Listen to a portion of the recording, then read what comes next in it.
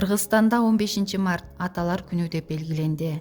Жогорку кеңеш июнда кабыл алган мыйзамга президент Садыр Жапаров 25 июлда кол койду. Расмий маалыматка ылайык, мыйзам үй-бүлөнү чыңдоого жана атанын жоопкерчилигин жогорулатууга, коомдун өнүгүшүндө аталар менен энелердин ролун жана салымын таанууга багытталган. Ата балалуу болгон эркектин сыймыктуу аты. Ата дөөлөт таянар тоо, ата ордолуу шаар. Өмүр деген улуу дайранын башаты атадан башталат. Ошондуктан атага касиетти, эбегейсиз зор шыбаганы берип койгон. Кыргыз элинде атанын назарына калба, атага наалат келтирбе деген накыл сөздөр бар. Бул улуу сөздөр. Атанын айткан ар бир сөзү табирик. Аны асыл буюмдан, казылган казынадан артык баалоо зарыл. Жүрөк менен бүткүл дилди берип угуу керек. Ата сөзү акылдын көзү деп бекеринен айтылбайт.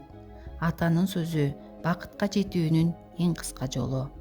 Саган өшөрлөп жааган жамгыр дагы, суук дагы, бороон дагы коркунучтуу эмес. Анткени сенин жаныңда дүйнө жүзүндө эч кимге тең эгиз сенин атаң бар. Баамдаса да, баамдабаса да атасы өз баласына үлгү болот. Кыз бала өзүнүн сүйүктүү атасы менен тыгыз байланышта болгону, аны кадырлоого татыктуу экендигин сезип өскөнүн далилдейт. Атасы уулуна жашоодогу эң маанилүү артыкчылыктар болгон акыйкаттык менен жоопкерчиликти өз үлгүсү менен көрсөтүп үйрөтө алат. Баланын жакшы апасы жана адилеттүү атасы болсо күчтүү болот. Эл ичинде атаң карыса кул кылба, энең карыса күн кылба. Ата сыйлаган абийир табат, эне сыйлаган элге жагат.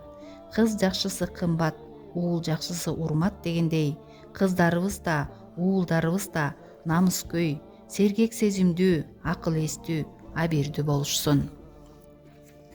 Атам барда өмүрүмдүн көзү кышы байкалбайт, жамалымдын жаштык багы саргайбайт. Атам барда жан дүйнөмдүн көктөмү, жашыл ыраң жазым жайга алмашпайт. Артка тартпай эч бир нерсе алымды, аткарамын максат тилек антымды. Атакемдин ак батасы чыйралтып, жылуу сөздөр айыктырат тартымды.